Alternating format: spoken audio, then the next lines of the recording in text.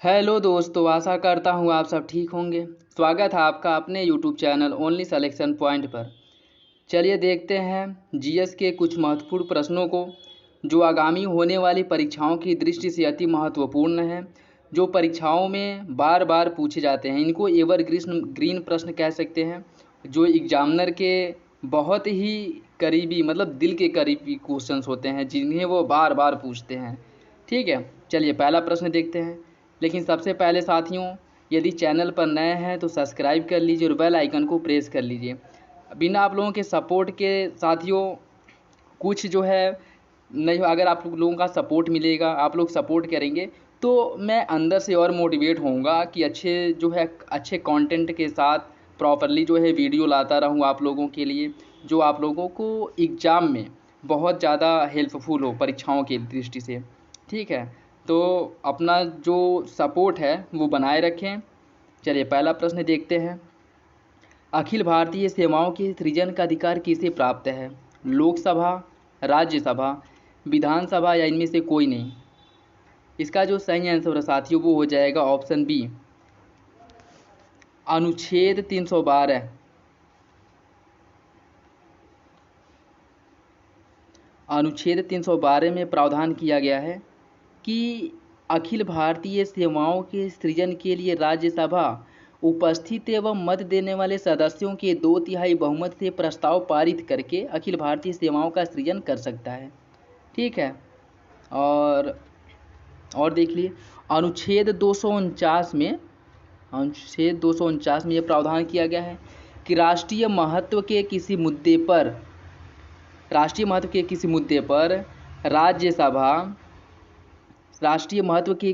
पर राज्यसभा 2/3 बहुमत से प्रस्ताव पारित करके संसद को कानून बनाने के लिए कह सकता है। ठीक, और अनुच्छेद 250 में क्या कहा गया है? अनुच्छेद 250 में कहा गया है कि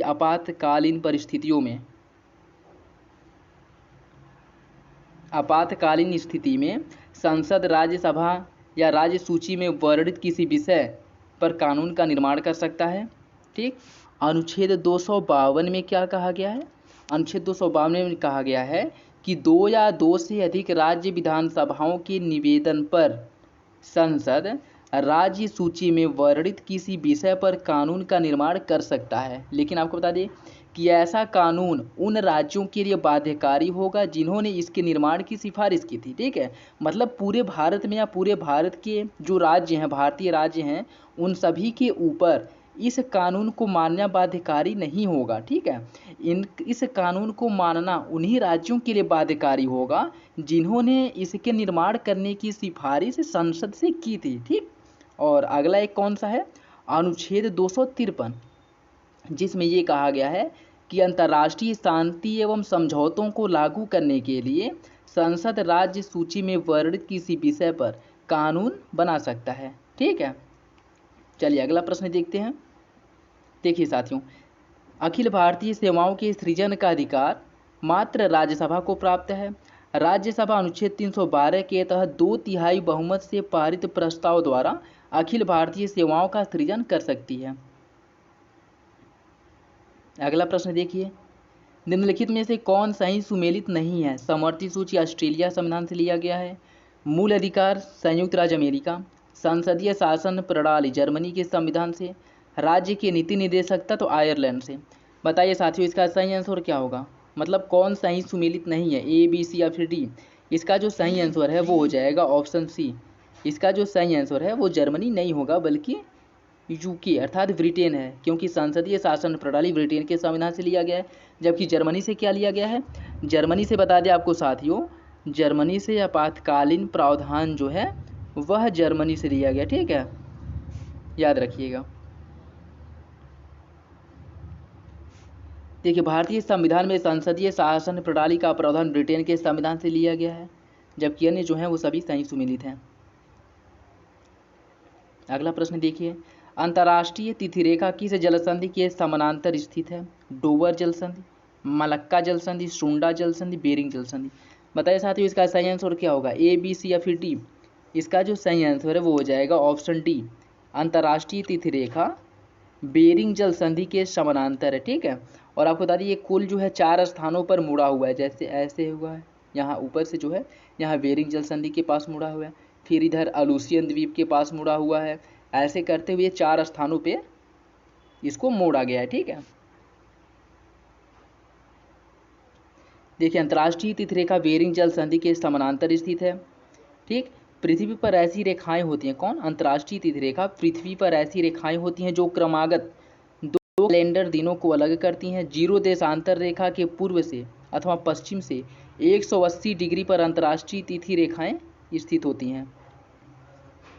अगला प्रश्न देखिए साथियों, निम्नलिखित में से कौन सा अधिकार भारतीय संविधान की अनुच्छेद 32 के अंतर्गत प्रवर्तित किया जा सकता है?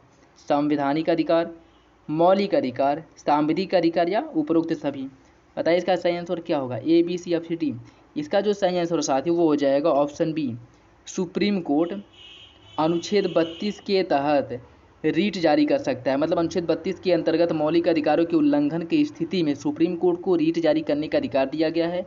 और यदि हाई कोर्ट की बात करें तो हाई कोर्ट अनुच्छेद 226 के अंतर्गत मौलिक अधिकारों के उल्लंघन की स्थिति में रीट जारी कर सकता है। ठीक, तो जो अनुच्छेद 32 के अंतर्गत प्रवर्तित करने या फिर से भारतीय संविधान के अनुच्छेद 32 के अंतर्गत जारी करना, मतलब किसके उल्लंघन की स्थिति में इसे प्रवर्तन की शक्ति दी गई है? तो मौलिक अधिकारों के उल्लंघन की स्थिति में अनुच्छेद 32 के अंतर्गत इसके प्रवर्तन की शक्ति दी गई। ठीक है, देखिए भारतीय संविधान के अनुच्छेद 32 के अंतर्गत उच्चतम न्यायालय द्वारा प्रवर्तित कराया जा सकता है। यह मौलिक अधिकारों को प्रवर्तित कराने के लिए संवैधानिक उपचारों का अधिकार प्रदान करता है। ठीक, चलिए अगला प्रश्न देखते हैं।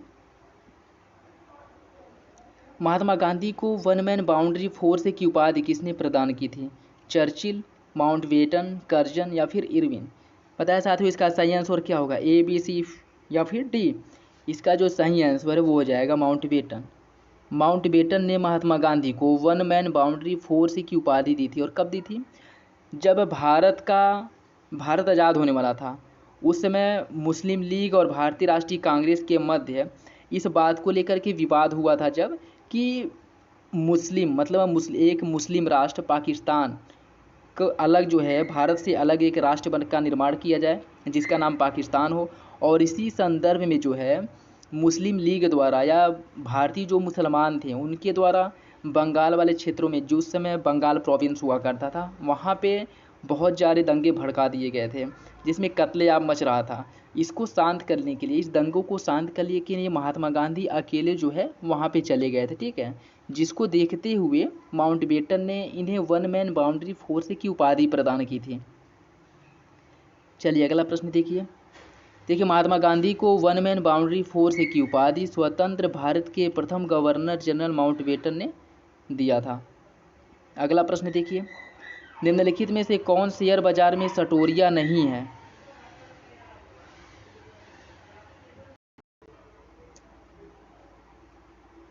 निम्नलिखित में से कौन शेयर बाजार में सटोरिया नहीं है? सटोरिया मतलब आपको बता दें कि ये जो ब्रोकर का कार्य करते हैं, स्टैक, मंदड़ियाँ, तेजड़ियाँ या फिर दलाल? इसका जो सही आंसर हो जाएगा साथियों ऑप्शन सी। दलाल जो है ब्रोकर का कार्य नहीं करते हैं, जबकि स्टैक, तेजड़ियाँ और मंदड़ियाँ और फिर से लैमडक ये जो हैं ये ब्रोकरेज का कार्य करते हैं, ब्रोकर का कार्य करते हैं। देखिए भारतीय शेयर बाजार में विभिन्न प्रकार के सट्टेबाज कार्य करते हैं, जैसे तेजड़िया अर्थात बुल, मंदड़ियाँ बिल, स्टैग या फिर से लेमडक। चलिए अगला प्रश्न देखते हैं, चेचक रोग किसके द्वारा होता है? वैरियोला, वैरिसेला, राइनो वायरस या फिर इनमें से कोई नहीं? इसका जो सही आंसर है साथियों वो हो जाएगा ऑप्शन ए। चेचक वैरियोला वायरस के कारण होता है, जिसे स्मॉल पॉक्स भी कहा जाता है। देखिए चेचक रोग वैरियोला विषाणु या वायरस के कारण होता है, जिसे स्मॉल पॉक्स भी कहा जाता है। अगला प्रश्न देखिए, खादी एवं ग्रामोद्योग आयोग की स्थापना किस पंचवर्षीय योजना के अंतर्गत की गई थी? दूसरी पंचवर्षीय योजना, पांचवी पंचवर्षीय योजना, चौथी या फिर तीसरी?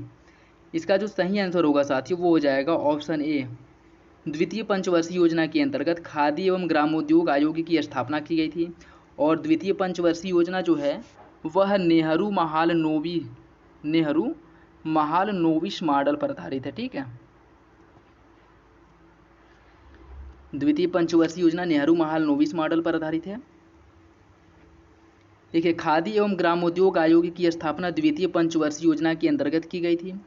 और यह संसद के खाद्य एवं ग्रामोद्योग अधिनियम 1956 के तहत भारत सरकार द्वारा निर्मित एक वैधानिक निकाय है।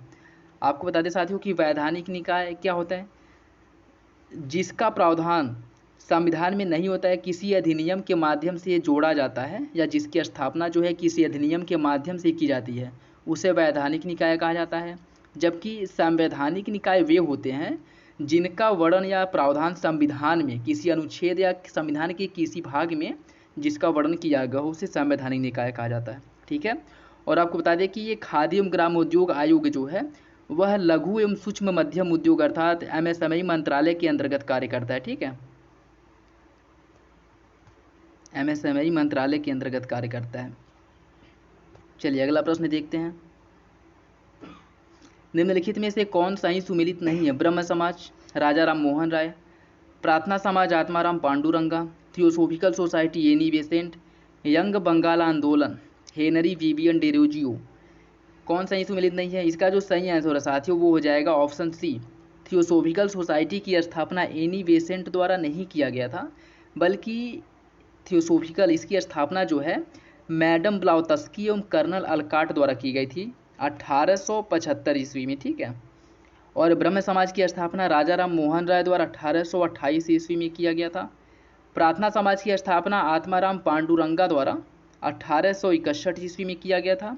और यंग बंगाल आंदोलन की स्थापना हेनरी विवियन डेरोजियो द्वारा बंगाल में किया गया था। ठीक है, देखिए थियोसोफिकल सोसाइटी की स्थापना मैडम ब्लाउतस्की एवं कर्नल अलकॉट द्वारा किया गया था और 1875 न्यूयॉर्क में इसकी स्थापना की गई थी। और भारत में 1882 अडयार मद्रास में इसकी अंतर्राष्ट्रीय कार्यालय खोली गई थी। तो वो सीधा से ये कह सकते हैं कि इसकी स्थापना में एनी बेसेंट की कोई भूमिका नहीं थी, लेकिन इसका जो अंतर्राष्ट्रीय कार्यालय भारत में खोला गया था 1882 अडयार मद्रास में, इसमें इन्होंने महत्वपूर्ण भूमिका निभाई थी। ठीक है, चलिए अगला प्रश्न देखते हैं। निम्नलिखित में से कौन सा ही सुमेलित नहीं है?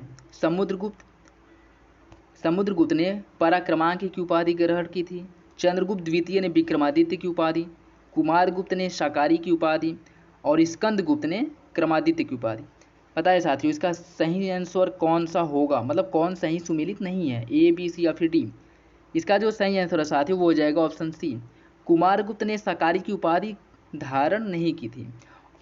शाकारी की उपाधि जो है चंद्रगुप्त द्वितीय ने धारण की थी और शाकारी की उपाधि चंद्रगुप्त द्वितीय ने ग्रहण क्यों की थी?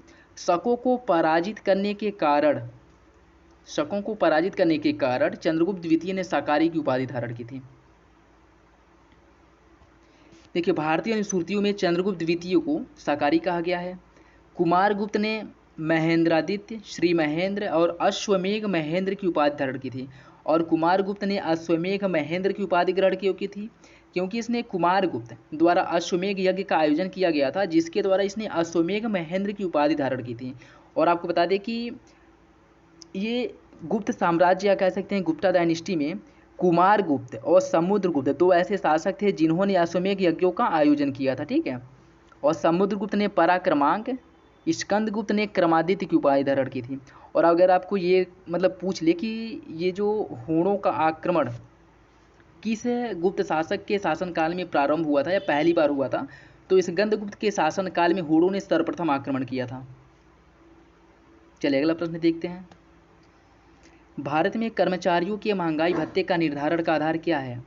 प्रति व्यक्ति आय, राष्ट्रीय आय, उपभोक्ता कीमत सूचकांक या जीवन स्तर? पता है साथियों इसका सही आंसर क्या होगा? A, B, C या फिर D? इसका जो सही आंसर है वो हो जाएगा ऑप्शन सी। उपभोक्ता कीमत सूचकांक के आधार पर जो भारत में कर्मचारी होते हैं इनका महंगाई भत्ता तय किया जाता है। देखिए भारत में कर्मचारियों के महंगाई भत्ते का निर्धारण औद्योगिक कर्मियों के उपभोक्ता कीमत सूचकांक के आधार पर किया जाता है। अगला प्रश्न देखिए। निम्नलिखित में से किस धातु मिश्रण को अमलगम कहा जाता है? जस्ता एवं तांबे के मिश्रण को अमलगम, या फिर तांबा टीन के मिश्रण को, सीसा एवं जस्ते के मिश्रण को, या फिर पारा एवं जस्ता के मिश्रण को? पता है साथियों इसका सही आंसर क्या होगा? A, B, C या फिर D? इसका जो सही आंसर है वो हो जाएगा ऑप्शन डी। पारा एवं जस्ता के मिश्रण को अमलगम कहा जाता है। देखिए पारा का अन्य किसी धातु से मिश्रण अमलगम कहलाता है। पारा और जस्ता मिश्रण अमलगम कहलाता है। ठीक है, चलिए अगला प्रश्न देखते हैं। निम्नलिखित में से किसके कारण प्लेग होता है? वैरिसेला वायरस, वैरियोला वायरस, जैंथोमोनास या पास्चुरेला? बताया साथियों इसका सही आंसर क्या होगा? ए, बी, सी या फिर डी? इसका जो सही आंसर है वो हो जाएगा ऑप्शन बी, वैरियोला वायरस के कारण जो है प्लेग रोग होता है।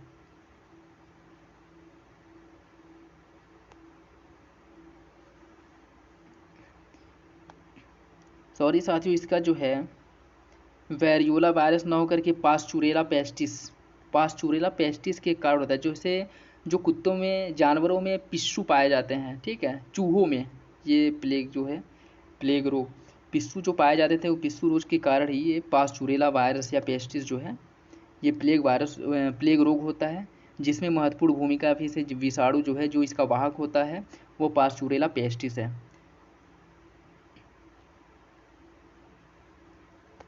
देखिए प्लेग एक संक्रामक रोग है जो पर्सिनिया पेस्टिस या पास्चुरेला पेस्टिस नामक जीवाणु के कारण होता है। अगला प्रश्न देखिए, निम्नलिखित में से कौन सी क्रिया माइटोकॉन्ड्रिया के अंदर संपन्न होती है? ग्लाइकोलिसिस, ग्लाइकोजिनोलिसिस या फिर ट्राइको कार्बोक्सिलिक एसिड, और या फिर इनमें से कोई नहीं? बताइए इसका सही आंसर क्या होगा? ए, बी, सी या फिर डी? इसका जो सही आंसर है वो जाएगा option c, tricarboxylic acid चक्र जो है वो माइटोकॉन्ड्रिया के अंदर संपन्न होता है। ठीक है, देखिए ट्राई कार्बोक्सिलिक एसिड चक्र या साइट्रिक एसिड चक्र को क्रेब्स चक्र कहा जाता है, जो माइटोकॉन्ड्रिया के अंदर संपन्न होता है। ठीक, ये था आज का लास्ट क्वेश्चन। नहीं भाई, अभी एक क्वेश्चन और है। हिंदू सोशल ऑर्गेनाइजेशन पुस्तक के लेखक कौन है? के.एम. कपाड़िया, एम.सी. दुबे, के. डेविस या पंधारीनाथ एच. प्रभु? बताइए इसका सही आंसर क्या होगा? ए, बी, सी या फिर डी? इसका जो सही आंसर है वो हो जाएगा ए, के.एम. कपाड़िया जो है हिंदू सोशल ऑर्गेनाइजेशन पुस्तक के लेखक हैं।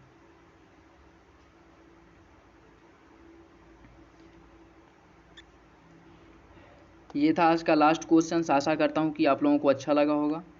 ऐसे प्रश्नों की श्रृंखला के लिए, ऐसे प्रश्न जो है प्रॉपरली, ऐसे वीडियोज आप लोगों को मिलते रहें, इसलिए चैनल को सब्सक्राइब कर लीजिए और बेल आइकन को प्रेस कर लीजिए। वीडियो पसंद आए तो लाइक करिए और कमेंट करिए।